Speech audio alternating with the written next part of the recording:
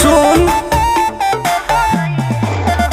हम सही लोगन के न खास भइनी छोरी ढेर बदमाशन के बस कइनी तो बड़ी निमन विचार तोहार लागला। आगे सुनो बोलो। नमव के हमर जयकार लागेला। अच्छा वाला जनता दरबार लागेला सारा दुश्मन हमर साथ लागेला हर रविवार दरबार लागेला। माफिया है माफिया।